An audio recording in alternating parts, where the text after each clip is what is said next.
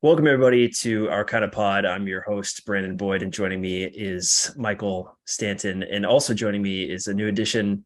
You say you live alone. You don't. And if you're following us on YouTube, you can see who Michael's with. That's Nick Holt, former UW defensive coordinator, on your back wall.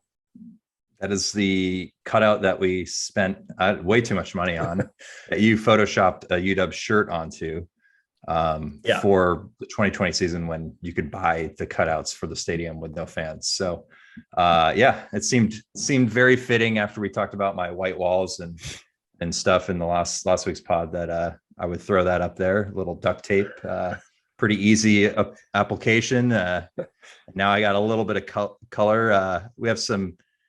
It's alluding to some awful defenses of UW's past, but that's neither here nor there. Yeah, well, Nick is a valued part of our special memories of ours, and it's glad that he could join us. Yeah, that was probably the funniest thing we've ever done, is do that, and to have UW not bat an eye as we gave them their old defensive coordinator back and to just sit in there.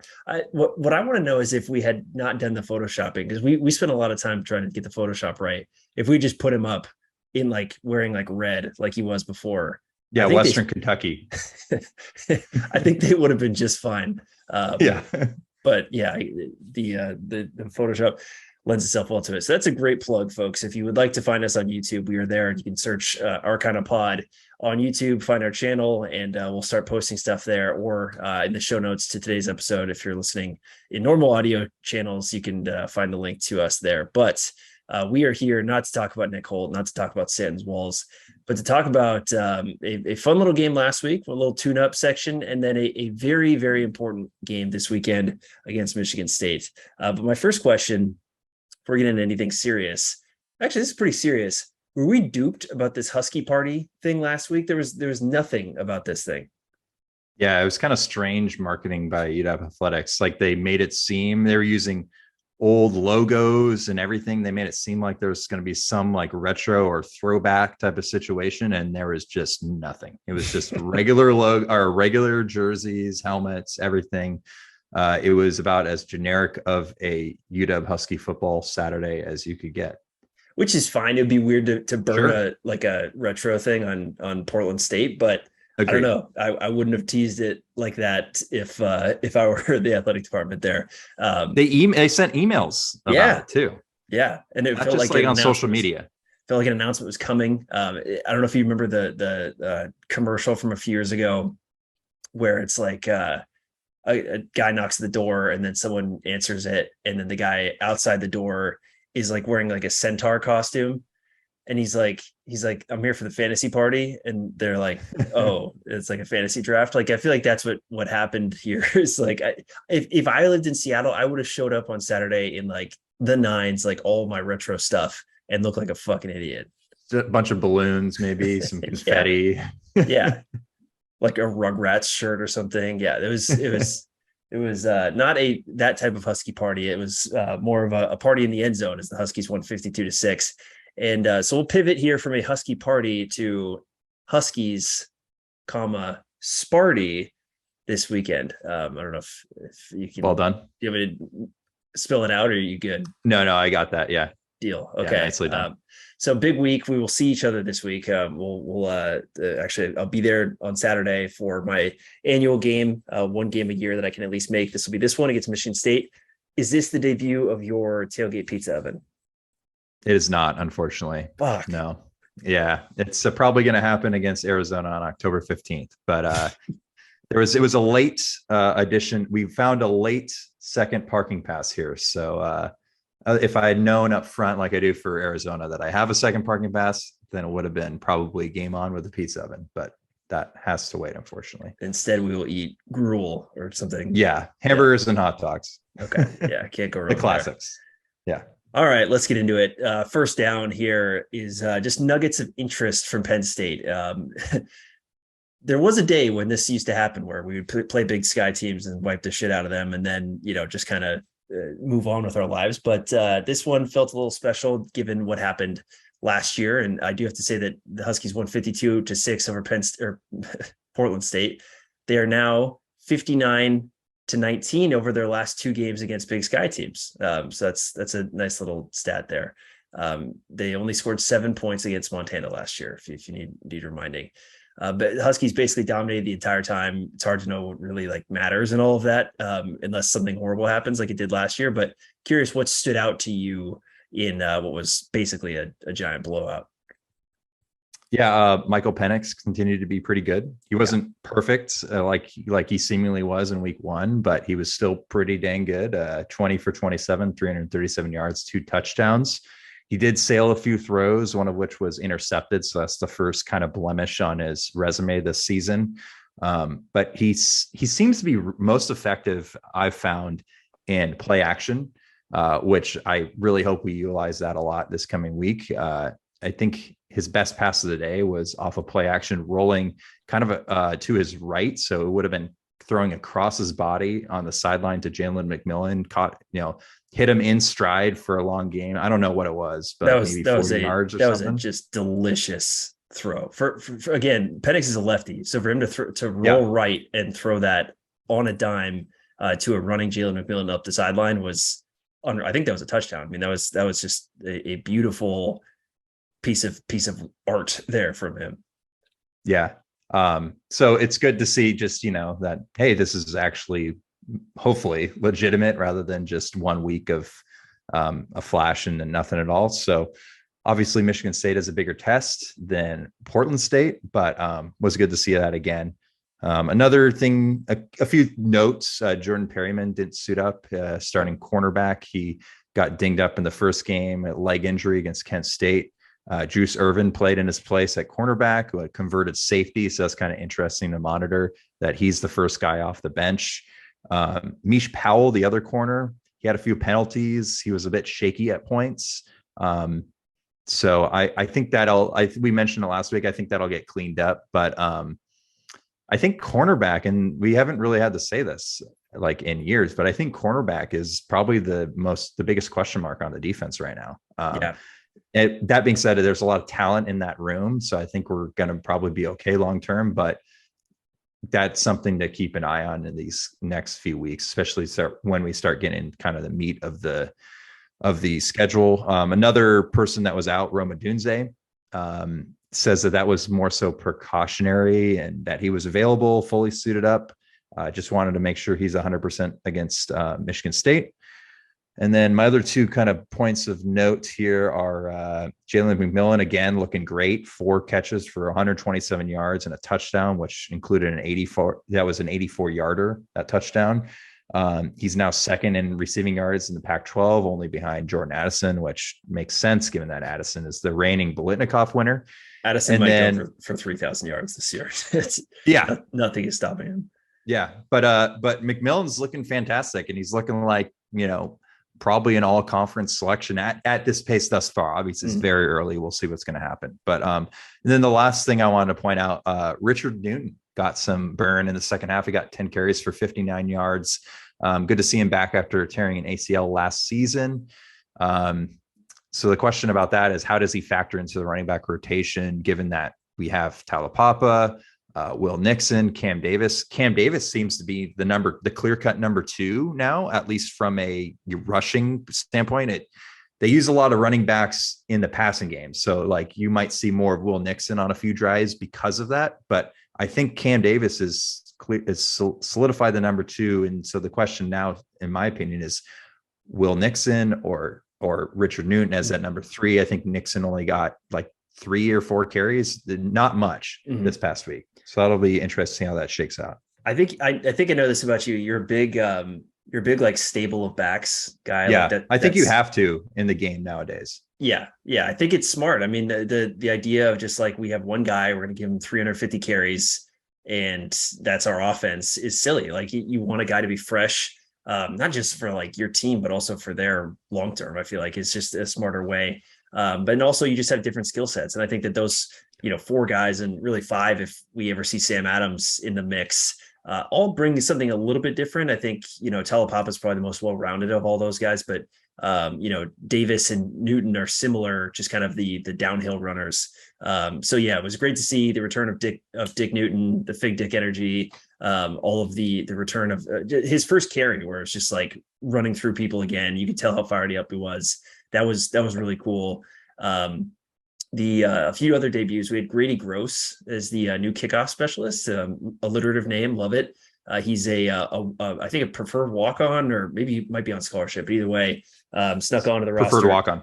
There you go. Yeah, from Arizona, I believe. And he was booting kicks through the end zone by the end of it. And the coaching staff doesn't know, whether he's going to be the full-time kickoff specialist or whether they'll try and preserve his red shirt. But having a guy who can do that and also not fry Peyton Henry's leg trying to do that, I think is great. Braylon Trice is a beast. That has been kind of a surprise to me, given that we had Zion Tupuola-Fatui and Savell Smalls and Martin. Like you thought that those three guys would probably be the bigger factors, and Trice kind of came on at the end of last year. Trice seems like the best of that bunch. He was just destroying Portland State tackles. And granted, that's what you should do, but like nobody else is doing that. So he is probably the Huskies' most talented and dangerous pass rusher at the moment. I had all the stuff on Adunze Perriman and Jackson Kirkland didn't play. I think the point about Meach Powell is like this takeaway that we kind of had before the season, and then after Kent State too, is like, I think we're going to get thrown on a lot, and like teams are going to really try that. And I think it's important to remember with Powell, he is a former walk-on. Like he played so well last year in kind of a role where, he had Kyler Gordon and Trent McDuffie on the team too, that, it was hard to know how that would translate. And, he's struggling a bit for sure. And he's getting beat deep. And I think it's important to remember that, the cornerback depth is such that a former walk-on is now basically your number one or number two guy with Perriman. So that's all interesting. And then I'm just kind of waiting for the Cam Bright welcome moment. Like you just haven't felt Cam Bright yet. And for an impact player, a guy who made a lot of splash plays at Pitt last year, it's been surprising. I don't think he's doing anything wrong necessarily, but just something to keep an eye on. Is like he just hasn't had his moment yet. And then just overall in the post-game, the post-game show with Tony Castricone and Cam Cleland, former UW tight end, Cam Cleland said that this is therapy, like how well the offense is playing. And that's just so true. Like that, like to have an offense that just does whatever it wants, scores basically at will, can move the ball in, creative ways. It is so therapeutic for what we sat through last year. Like I said, this is a team that scored 7 points against Montana last year. And to have a team now that seemingly has one of those like really good offenses just feels so good. And this is a brand of football that I can get behind. So all of that is good. So, it's Portland State, big blowout, but I think that there was some spicy kernels in there from all that. Yeah. And like after last season, you got to appreciate these type of games, regardless of who the opponent is. It's funny that Cam Cleland mentions it being therapy because last year was, I believe, his first year in the booth alongside Castricone, which is just a horrendous year to start that. So it's therapy to everybody, him and us. One thing I want to mention or want to go back to that you mentioned is if like 2 years ago, if you had told me that Zion and, whoever, in this case, Braylon Trice Zion and Savell Smalls would be the backup defensive ends in 2 years, I would have said, you're crazy. Like, no way. But that's what it basically is. And I know that they rotate those guys on the defensive line quite a bit, but I think that speaks volumes to how well Braylon Trice is playing and Jeremiah Martin. And we can't forget that Jeremiah Martin is a team captain here. So obviously he's well respected within that locker room and thought of highly amongst his peers. So I thrilled with the development of Trice. I'll be honest, I haven't watched Martin too much so far this year, so I can't really speak specifically about him as much. But if he's holding out the likes of ZTF and Savell Smalls, and to Smalls' credit, he's looked pretty solid so far this year. I think that speaks volumes to Martin's play as well. But yeah, Braylon Trice is the real deal. 6'4", 270. Yeah, that's some length coming off the edge there. Yeah, I think it's with line play, it's a lot of like who do you notice? And to me, it's like you notice Braylon Trice. You kind of notice Jeremiah Martin. I think he's been in the backfield more. Really haven't had like that moment out of ZTF. Savell Smalls definitely noticed him more than we ever have. So yeah, I mean, they're all capable for sure. But I think in terms of your 1-2, it's Trice and Martin right now. Let's move on from Portland State to Michigan State. This is a very big game. We will quantify exactly how big in just a little bit here in Husky history, but just some rundown. I mean, Vegas has the Huskies at 3-point favorites. They opened basically at that. It's only gone a little bit higher than that, which is kind of interesting. I thought it probably would have started high on Michigan State, and then the home team discount would have come in the Huskies' favor, but it started hot for the Huskies. Our buddy Bill Connolly has the Huskies losing by more than a touchdown. Michigan State, yeah, Michigan State is Wow. 13th in S&P Plus in his book, and UW is 47th. And interestingly enough, he has UW as 71st in S&P Plus in offense, clearly waiting for us to play a good team. For how well we've performed against Kent State and Portland State.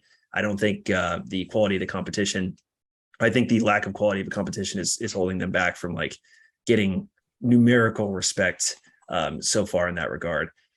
So Michigan State, what are they good at? That's an open question. I think from my vantage point, from everything I've, my 45 minutes of scouting on this team, they feel like a team that's just pretty good at everything, and that's a great team. Like that's hard to find. And offensively they're fine. Defensively they're probably a little bit better than they are on offense, but that'll get you pretty far. Yeah, that interests me. Well, first off, I was not expecting us to be a favorite right out of the gate, so I thought that was interesting. But Yeah.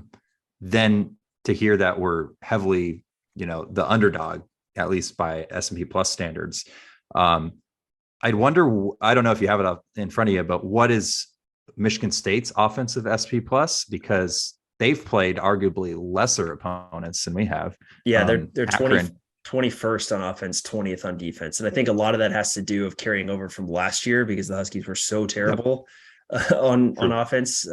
But anyone who has watched the Huskies knows that this is just a completely different offense than it was last year.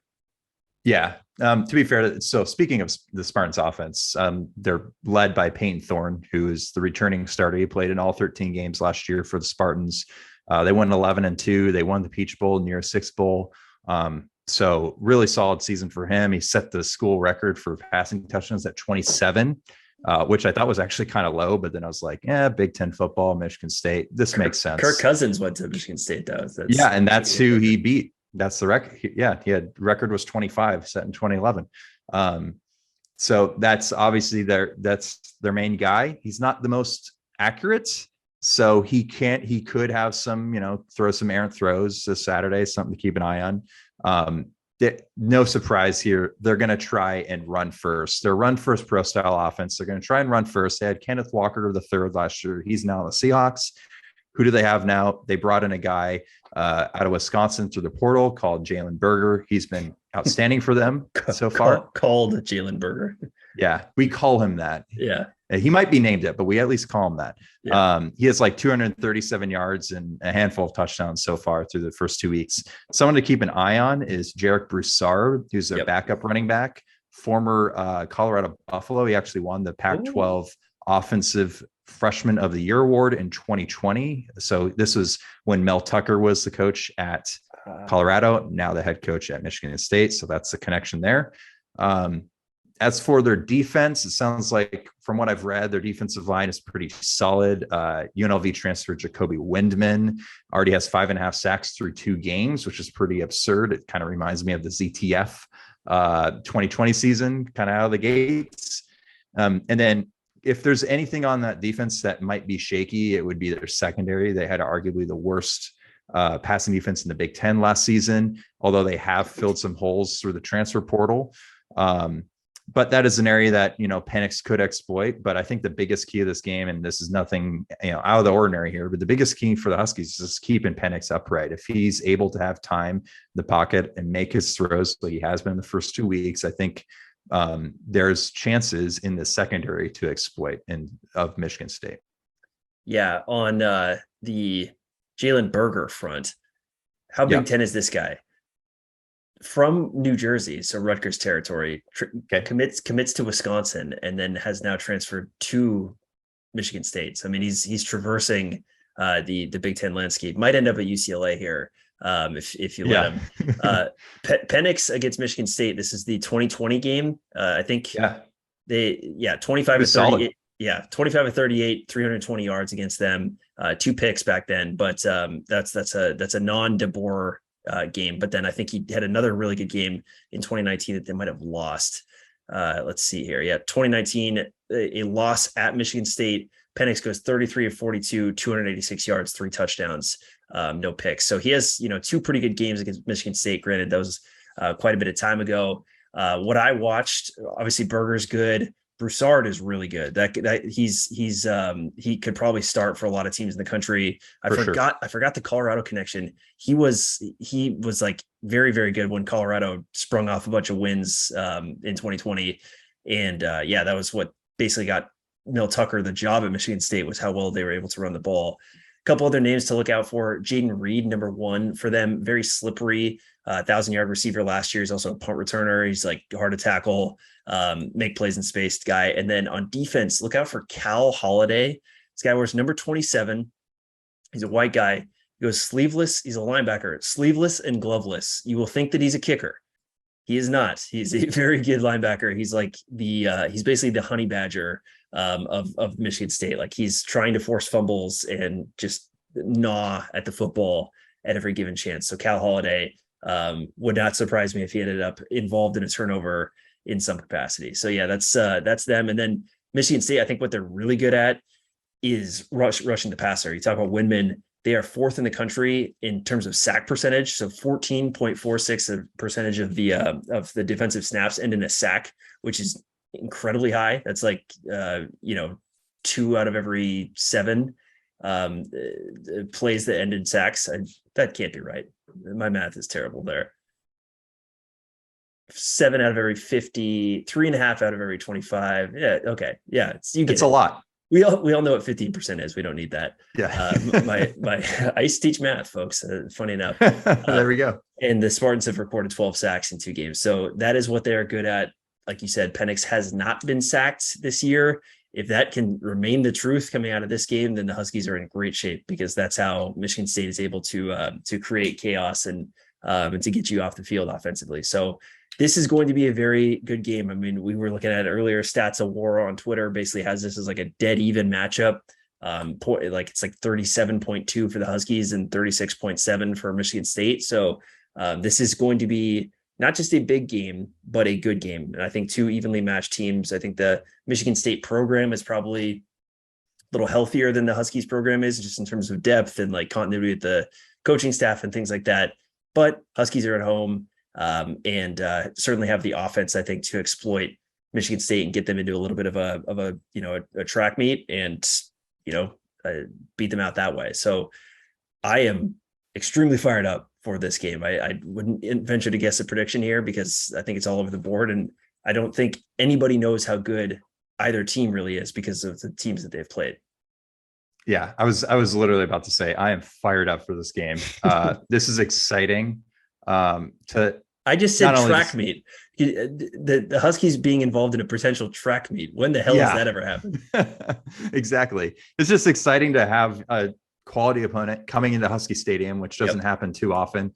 And then actually being seemingly halfway decent. I guess we'll figure that out on Saturday, but we saw it last night and so we're recording on Tuesday. So we saw it last night in the Monday Night Football game, what a home crowd and that energy can do to a team that probably shouldn't have won the game on paper. Definitely shouldn't have won the game. And that like the Seahawks, like that stadium, Lumen Field, was just crazy last night. And I feel like there's no reason why that can't be Husky Stadium. And I would be surprised if it isn't like that on Saturday. So and this segues perfectly into our next point, but I'm just ecstatic about or excited beyond end about this game. Yeah. So Huskies country, let's ride to third down here, which is this is the biggest home game since blank. And immediately when I started this exercise, the first signal point in my head went to the Friday night Stanford game in 2016. And I think that feels very similar to that, just in terms of that. But remember, the Huskies were 14th in the country, I believe, heading into that game. And so the Huskies were much more established and seeming, on the precipice of things than the Huskies are right now necessarily. So where do you think this compares to, or do you think that this is a bigger game than maybe that game, or, however you want to handle this question? I do still think that 2016 Stanford game is the biggest ones. Basically, I mean, that was a huge game, but I think this is somewhat of both of them were inflection points. Like the Stanford game in 2016 was like, are we actually good? And that's kind of what we're doing here, just maybe at a lesser, level than, back in 2016, we're like, can we go to a Rose Bowl? I'm not expecting a Rose Bowl this year, but this could definitely launch us into, vying for one of those top bowls, whether it be a Holiday Alamo. I can't remember what the top bowls in the Pac-12 are these days, but something like that, which, we didn't go to a bowl last year. So anything would be fantastic. But I also looked back and thought maybe the 2019 Oregon game, we came into it 5-2. Oregon were ranked like top 12. I want to say we were ranked 25th. We had struggled a little bit. We had that 1-point loss. I think the lightning delay game against Cal at that point. And then there was one other loss, and I'm obviously forgetting. Maybe it was Auburn at Stanford. Oh, yes, at Stanford. So just if you're looking for a loss on a Husky schedule, at Stanford is usually a place to uncover it. Yeah, the morgue, that is the farm. Yeah. But so maybe that game, but I think you still gotta go with Stanford 2016. And obviously that game turned out to be fantastic for the Huskies. So hopefully it's exactly the same as that. I think inflection point is a great way of putting it. And if the Huskies are able to pull it off on Saturday, that'll feel very similar of like, oh, yep, this all the questions of is this real are answered. Now, granted, I believe the Huskies won that game like 44-13 or something like that. So that 44-6. 44-6. Yeah. So that answers that made it extra special kind of after the fact. But even heading into that game, I think that the feelings are similar. Other games that might even stand a chance to, or, looking back at 2013, the Huskies opened up the season hosting Boise State, who was ranked number 19th at the time. They absolutely destroyed them in the opener of New Husky Stadium. Oregon was number 2 in the country coming to Husky Stadium for College Game Day, also coming off of a Stanford loss in that particular game. Oregon kind of took care of us in that game. But then before that, like you have to go like a solid 12 years before, because obviously the Huskies were terrible for a good portion of this. But 2001 for a non-conference game, it's Michigan coming to town. Number 11 Michigan, the Huskies win that game, the Rock Alexander game, and the year before, number 4 Miami coming into town. And so those two games are really the only non-conference games. I mean, the Boise State one, sure, but like, that's just a different level. Granted, that was Chris Peterson, Boise State. So from a non-conference home game perspective, this is either the first, second, or third biggest home game we've had in 22 years, which is nuts. Yeah. I mean, what more can you say? Get there on Saturday, be loud, get there early. Purple out. No word on retro clothing. That's they'll just be sneaky about that. They'll have purple towels though, apparently. Purple towels. Okay. That has been confirmed. All right. So I can wipe my face when I'm like sweating profusely out of nerves, I guess. I don't know. If you're gonna be grilling, you might need the purple towel beforehand. Maybe see if you can get one of those. Yeah. You should swing by the stadium before. I like that. Hey, I'm gonna be grilling some wieners. Yeah, they'd hook you up. Okay, well, back after popular demand from last week, we are going to have our fourth down B Club Klyabkov recapping the action of the Pac-12 last week. In classic Pac-12 fashion, it was both a great week. There was some really high highs, some of them happening in Madison, Wisconsin, and then also some incredible lows for this conference. So last week we divided them in terms of north-south. We will continue to divide them up in weird ways. This week, you got the mammalian teams, all the mammals of the mascots, and I got the other teams. So mammals gets you Cal, Wazoo, UC Boulder, Oregon State, UCLA, and Arizona. And that the other category gets me the Oregon Ducks, Stanford, Utah, Arizona State, and USC. So I have less teams, so you should begin. Okay. Are we going to hand this off back and forth then? Back and forth. Yes. Okay. I'm going to go in the exact order you just read mine off. So we'll start with Cal versus UNLV. Okay. Not much to talk about in this one. Cal won 20-14. It's like the most Cal non-com game ever. They just schedule these like so-so teams and they win by a few points and we're good. So Cal played like at Ole Miss a couple years ago. That was like that was really odd. They were like, it was like, whoa, what are you doing? That's not not your game at all. UNLV is a perfect non-conference opponent for sure. So I'll leave it at that. Nothing more to say about that one. Yep. Oh, yes. My turn. Okay. So there's really two teams that were out for blood this week in my half, and they are Oregon and Utah. I'll just do them both at once here. Oregon won 70-14 over Eastern. Obviously, Oregon had just been spanked the week before by Georgia. They got plenty of revenge. Ty Thompson was able to come off the bench. Bo Nix looked pretty good, had 5 touchdowns basically all in the first half. And then Utah won 73-7 over Southern Utah. So just the question for Kyle Whittingham and Dan Lanning, the two head coaches there, did you get all of your anger out? Are you good? Are you clear headed after the SEC kind of bent you over in week 1? And so those were 2 frustration games, I'm sure, for Oregon and Utah. Yep, for sure. The next one I have is WSU at Wisconsin. If I had told you that WSU would go 2 for 11 on third down, would be outgained by 148 yards, would not win the turnover battle, and would have the ball for 16 minutes less than the Badgers, would you say that they would win the game? I would say that they lost by like 20. And what's crazy about that time of possession number is that the Cougars had the ball for the last 5 minutes of the game. They played keep away from Wisconsin. So that was a grim time of possession number heading up into that. Yeah, for sure. Well, the Cougs ended up winning 17-14. If you didn't hear, fantastic win for them. There was some absolute debauchery in this game.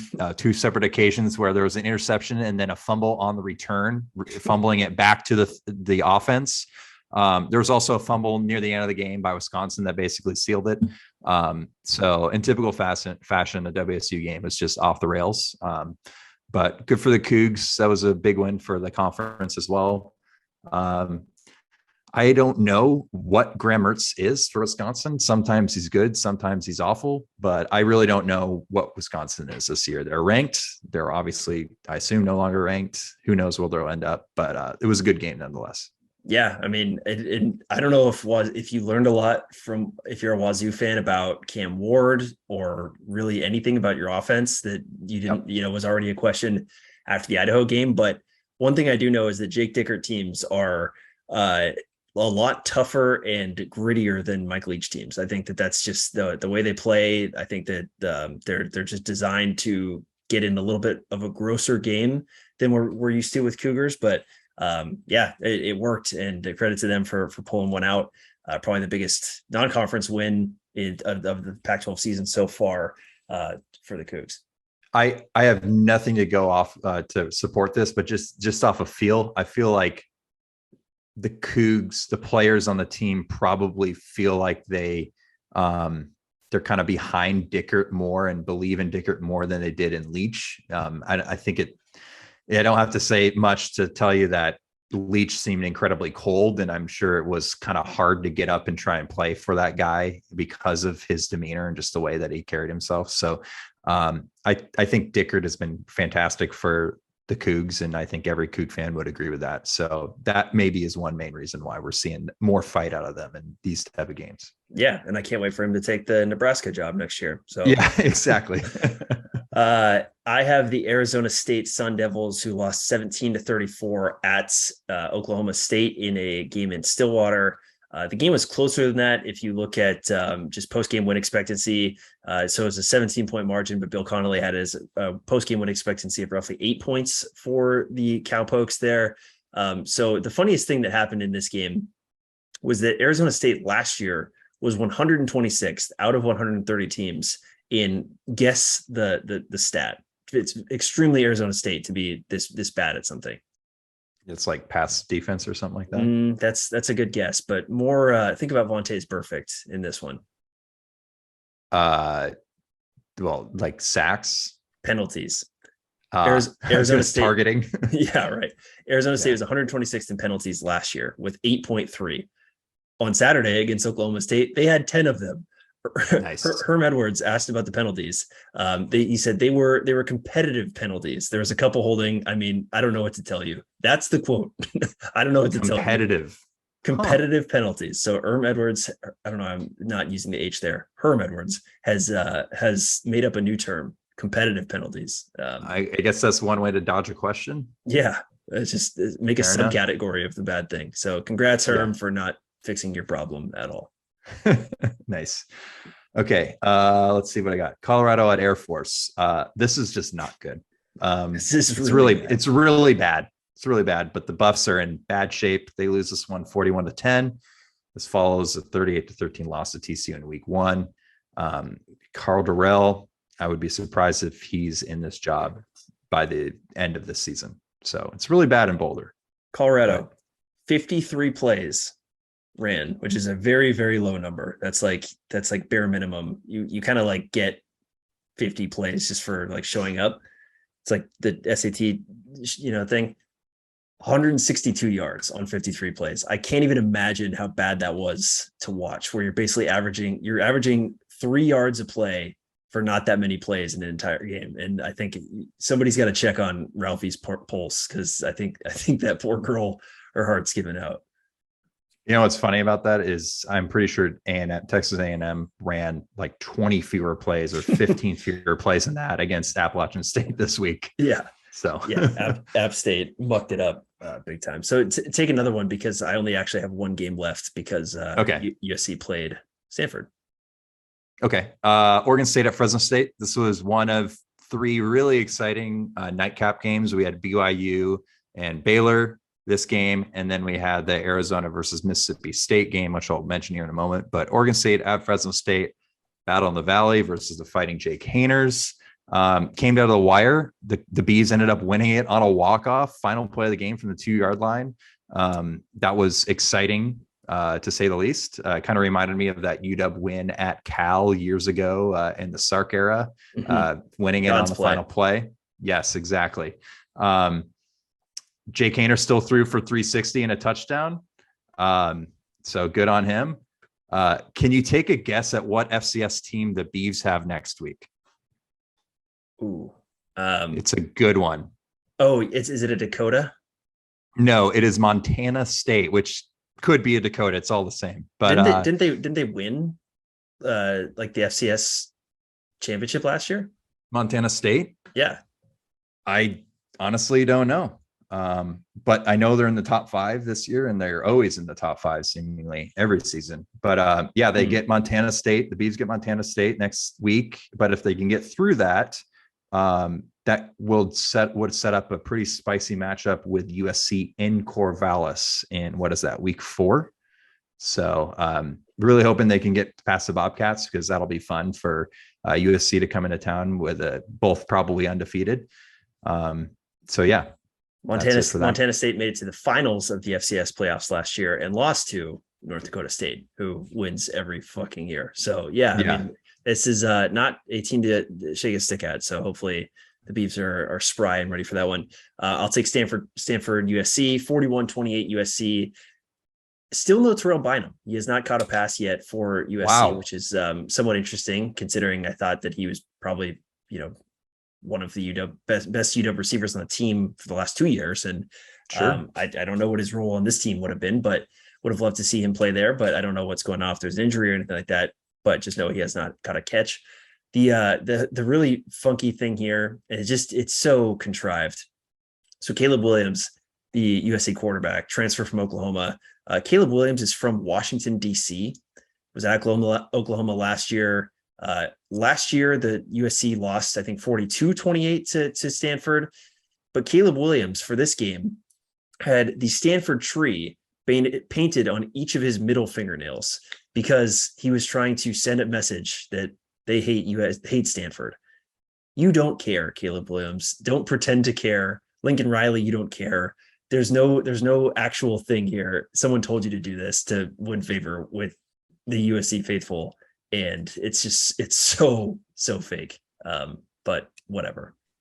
Yeah, that's odd. Stanford USC, is not really a rivalry as far as I'm I guess concerned. it kind of is, dating back to the Harbaugh game, way back when. But like we don't hate the Beavs, No. like, How do you hate and it's Stanford? like kind of the same thing. Yeah. I don't know. I don't hate Stanford. Like, just, that's odd. I But hate playing at Stanford. whatever. For sure. I hate just going to Stanford. I'll probably never do that again. But Yeah. for a game, that is, the campus is phenomenal. Absolutely. Just in Yeah. general. To drop my son or daughter off for their first day of college. Yeah, that'll for sure happen. Yeah, we'll let you know in about 20 years when we're on, year 25 of this podcast. So there you go. I believe you have two mammals left: UCLA and Arizona. Yes, Go to knock both. Yes, I do. Okay, UCLA versus Alabama State. Game 2 of arguably the least impressive non-con schedule in the country. The Bruins knocked off Alabama State 45-7. They get South Alabama next week at home after hosting Bowling Green in week 1. Once again, just an atrocious showing of attendance at the Rose Bowl. I think they had 27K week 1. This is the Rose Bowl, 100,000 seat stadium. And I think they had roughly the same amount this week. On one hand, I can't blame the fan base. These games are awful, but at the same time, it's like, come on, like Husky Stadium, we had 50,000 this week against Portland State. So this is just classic LA fandom, I feel like. UCLA gets Colorado this coming week, or in week 4. So sorry, they get South Alabama, then they get Colorado, which means they will likely be 4-0 when we play them in LA on that Friday night. So that'll be an interesting test for both teams. First road game for us, I believe. And if you think that they've had attendance issues on nice Saturday afternoons, then a Friday night in Pasadena is not going to be a full Rose Bowl by any means. Yep, for sure. So something to keep an eye on, assuming, if the Huskies were to win this weekend. That's interesting. Could be 2 undefeated teams headed in there. And then the last game of the week was Arizona versus Mississippi State. This was the bookend to week 2, 8 p.m. kickoff. So we're talking an 11 p.m. kickoff in Starkville, Mississippi. I found that to be kind of funny. But Mississippi State did pull it out 39-17. Jaden Delora is sort of fun, but also completely wild at the same time, which is a dangerous combination. This is the former WSU transfer, quarterback now for the Wildcats. Someone to watch on Arizona, even though they're probably not going to be that great this year, is Jacob Cowing. He's a transfer from UTEP, and he led the Miners in receiving yards each of the last 3 seasons.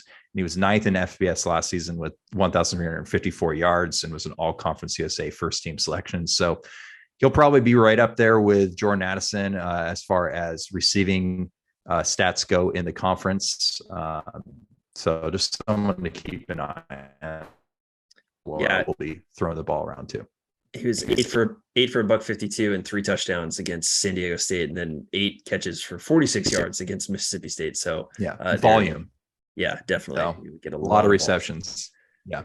That's a wrap on this last week's slate in the Pac-12 for Club Kliavkov. You can take off the disco glasses there. Next week, like you said, UCLA hosts South Alabama. South Alabama won at Central Michigan last week, and that's not the most impressive Division I win, but certainly something, right? So that's the South Alabama could go into the Rose Bowl and scare people. Cal plays at Notre Dame. Now, we had just said that Cal does not get too spicy with their non-conference schedule. I would argue that playing Notre Dame this year might not be the spiciest thing in the world either. No. So who knows if Cal, that'd be a great win for Cal, although not the great start for Notre Dame to the Marcus Freeman campaign. I just noticed that the over-under in that game is 41 points, which is what the El Assico Iowa State over-under was. So yikes. That should be a lackluster game in a lot of aspects, probably. Yeah. That's about right for Notre Dame, who just lost their quarterback, and Cal, who just always sucks at offense.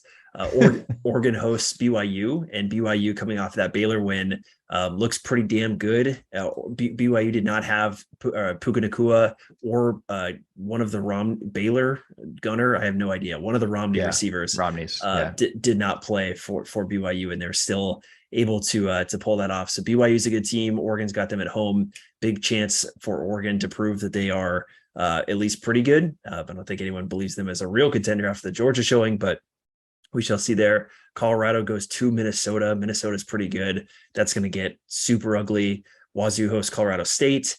Beavs hosts Montana State. Utah hosts San Diego State. USC hosts Fresno State. Let's go, Jake Haener. Jake Haener had a comment this week of like he wanted the USC offer, but he said something along the lines of like little Jake was too small to play for USC. So Jake Haener wants to win the California Cup and win in the Rose Bowl as he did last year, and then also winning in Troy or in the Coliseum. That'd be a pretty good cap to his career. Arizona hosts North Dakota State. Never schedule a Dakota. That could be a bad one. North Dakota State could undo all of the good that Arizona had with that San Diego State win in week 1. Arizona State hosts Eastern Michigan, and then I think UW Michigan State is by far the money ticket of the week in the conference. Although Oregon BYU is pretty good. Yeah, that I just love everything Fresno State, because I feel like they're kind of killers in a lot of ways. Like last year, that was it against UCLA. Yeah, that was just an insane game. I think this is a tough task for USC. We'll see if they're legit.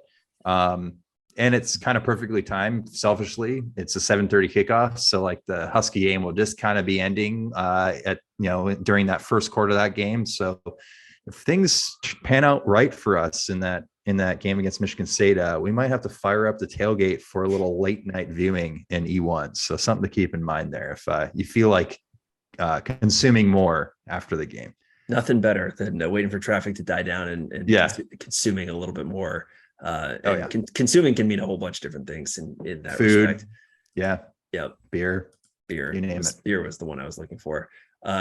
Great cats of the week. I know we have one talking about something we were talking about with friends earlier with a certain currency that we'll get to, but do you have any non Mel Tucker Bitcoin great cats this week? I do. It's ESPN assigning Mark Jones and Quint Kessenich to the UW game. RG3 is also there, but you remember that Mark Jones and Quint Kessenich were part of the crew that did the whole cupcake charade back in 2016, and basically ended up getting suspended by ESPN, or they at least weren't allowed to come back to UW that season or for a few seasons. As ESPN employees. And Mark Jones has made some weird comments, negative comments on UW when it wasn't really like, it just didn't make sense, like about us losing at Auburn. I think that was 2018. Yeah. So, and it's kind of ironic. I think the tweet was like, it's not like playing Montana, is it? It's like, he said ended up losing to Montana. He said Washington took one on the chin, #where's Montana or something like that. Yeah. And then we lose to Montana like 3 years later. Foreboding. Yeah. Geez. Yeah. Maybe that's a great oracle that is Mark Jones. He can see the future. But that's who I have. Go ahead with your NF Tucks. Well, I have one more before NF Tuck. Okay. I have Steve Sarkisian and just the basics of late drive offense. So Sark and Texas were very close to beating Alabama, but they left so many points on the table in the red zone, kicking field goals and settling early in that game that could have changed the game drastically. And so this is Sark for him playing scared and coaching scared. I thought that was really dumb, especially at home. But there's just two things about any offense that I root for that I never want to see. One, no fade routes. Fade routes to the goal line is a great way to just throw it down away. I feel like the success rate of those isolating on one player who's not even really open and just trying to hit a specific spot and hoping that they can get up or get a pass interference is a really stupid way to handle the goal line. So no fade routes. I hate fade routes. And then kicking field goals in the red zone unless it's 4th and long, especially when you're playing Alabama, right? You get those are 4-point plays every time you decide to kick instead of going for it in the red zone. Even last night with Denver deciding to kick instead of going for it last night in the Seahawks game, it's just stupid. You're taking points off of your own, you can't score those points. And so you have to take those opportunities when you can, especially in big games like that. So I thought Sark, obviously Texas played a lot better than I think people expected, but come on, that was a golden opportunity to beat them. And that was just squandered. Granted, I think if Quinn Ewers plays that whole game, they probably are able to win, but still, those field goals in the red zone were with Ewers in that first half. Yeah, it's like you said, it's against Alabama. Like you gotta, time and place. Like if it was against like Kansas State, like sure, like kick the field goal, you're probably going to end up winning that game. No knock on Kansas State. That's just a random Big 12 team. Kansas State's nasty this year. Yeah, exactly. But against Alabama at home, like it's like, I don't know, just go for it. It's not like the crowd's going to be, like making that tougher on you or anything. Go for it. No, they'll probably love you more. Yeah. Come on, Sark. I don't think, and I wouldn't take Steve Sarkisian as a guy who needs to be told to live a little either. So that's just interesting. That's not a function of his personality. To NF Tuck. Okay. So for the unaware, NF Tuck, and literally NFTUCK, is a coin devoted to Mel Tucker, the Michigan State coach. And so I'll read the description. NFTs are what's next for Spartan Nation, and every dollar raised goes to charity. Introducing unprecedented experience, a quote unquote ticket to practices and VIP events, and exclusive collectibles in NFT, non-fungible token form, featuring Coach Mel Tucker. NF Tuck is the first in the nation NFT drop for a coach and team that will give fans around the world the chance to be the first and only owner of NFTs from Coach Tucker. That is the worst sales pitch I've ever heard. That tells me absolutely nothing. A quote unquote ticket to practices and VIP events. So basically what the Michigan State did is they just made a bunch of coins, Bitcoin, 99 of them exactly, that were all available for 0.5 Ethereum. I think that's what it is, which converts to $850.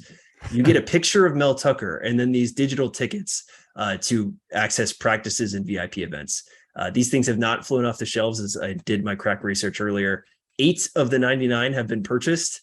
So there are 91 NF Tucks available to purchase. We spent a lot of money on that Nick Holt cutout. We will not be buying one of the NF Tucks. You sure, man? I mean, it's only $77,500 if we want to buy the rest of them. Jesus Christ. Yeah. Investment situation. I think it's spot on, though, that you came away from that description not knowing what the hell is going on with that, because that's just my understanding of NFTs in general. Like, what the hell is this? Like, I can just screenshot whatever I see on my phone and then I have it. Like, I know I sound like a 75-year-old guy right now, but like NFTs make no sense to me. I will never buy one. Maybe I'll be, poor and homeless in like 30 years after saying this, and we'll go back to this comment here. But makes no sense to me. So kind of spot on marketing from Michigan State, as far as I'm concerned. I think telling a bunch of Midwesterners that NFTs are what's next for them is criminal. I think that's cruel, telling them that they have to get involved in this. Those poor people. Yeah. How will this affect the harvest this year, though? That's what I want to know. Yeah. Hardworking people of Michigan do not need to be duped into tech Silicon Valley bullshit like this. I do think, though, that we should create an NF tie for Ty Willingham. Oh, I thought you were going to go like Ty France for the Mariners. Well, that would be better. Yeah. But no, I'm out on NF Ty. NF Nick, maybe, but NF Ty, no. Okay, fair enough. All right, NF Tuck gets our great cat of the week, or one of them. OKG of the week. You warned me before this that you don't have one this week. I got one. You figured it out. Okay. Yeah, I can go. Who do you have? The Sun Belt Conference. Yes. Kind of probably goes without saying if you are a college football fan like the two of us, but Appalachian State goes into College Station and knocks off number 6 Texas A&M. Let's see who else it was. Marshall goes into South Bend, knocks off number 8, Notre Dame. And then we had Georgia Southern going into Lincoln, Nebraska, and basically beheading Scott Frost. Yeah, I was going to say, and coming out with Scott Frost's scalp. Yes, 45-42 in that one. So it was probably one of the best weekends for the Sun Belt. I mean, Georgia State was in a game with North Carolina down to the end there. North Carolina ended up winning by a touchdown. So there's some solid teams in that conference, and I'm so into the idea of them knocking off these big teams. So we have this week, just so you know, Texas State at Baylor.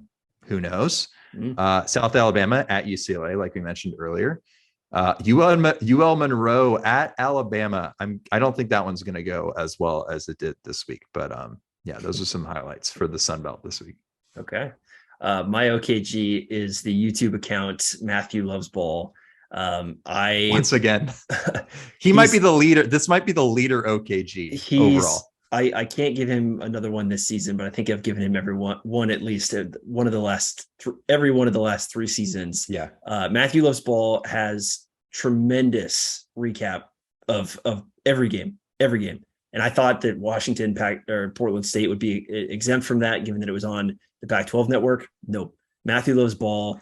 His domain extends over all of college football. And as you figured out, within minutes of the close of a game, he has posted these 26-minute YouTube videos. And if you've never put a YouTube video up, it takes a while, even just to combine it all together, to edit everything, to export it, to put it up. It takes a ton of time. I don't know how he does it. He may have an army of people, but Matthew Loves Ball, thank you for what you do, because especially in Pac-12 network games where Pac-12, you can't find like highlights very well, and you can't rewatch games like you can with YouTube TV. It is a godsend. So thank you for your service. Kind of like how on your Mariners podcast, you tried to track down where Gil Mesh currently exists in the world. I think we need to do this for Matthew Loves Ball, just so we can shake his hand and maybe like buy him a beer. I think I emailed him or something trying to get him on the show a while ago. No way. And I couldn't. That'd be awesome. I couldn't get it, but I will keep trying, because you should follow up. I would love to know how he does what he does. True, like it's like a dirty job segment with Mike Rowe. Like, what do you have to do? How many family members have you disappointed in the last 10 years of your life, dude? Yeah. So let's get a look under the hood. Yeah. See how you operate. So follow Matthew Loves Ball. Also follow us on YouTube at Our Kind of Pod. Follow us, wherever you're listening to this right now. Keep it up. Give us a 5-star rating, review, all that good stuff. It helps us become somebody else's Husky podcast, and that's our goal. So on behalf of myself, Michael, Nick Holtz, all of us here at Our Kind of Pod, thank you for listening. Michael, do you have any 2 final words for the crowd? I do. Go Dogs. Beautiful. I love how you select that every week. All right. See you, everybody. See ya.